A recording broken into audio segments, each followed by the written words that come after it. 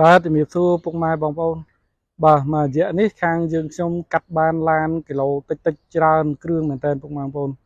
បាទដោយមួយគ្រឿងនេះគឺប្រភេទ Ford Territory ឆ្នាំ2022ដែលម្ចាស់ដើមគាត់នឹងត្រឹមតែប្រើបាន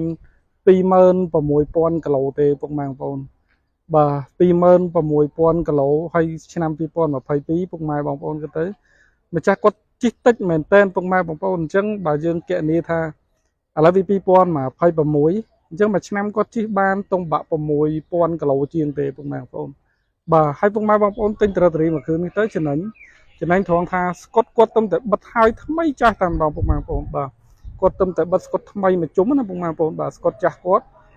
បកហើយគាត់បិទថ្មីវិញបាទគាត់បិទតុងបានមួយអាទិត្យជាងទេបាទសម្រាប់ឡានគឺថ្មីពុកម៉ែបងប្អូន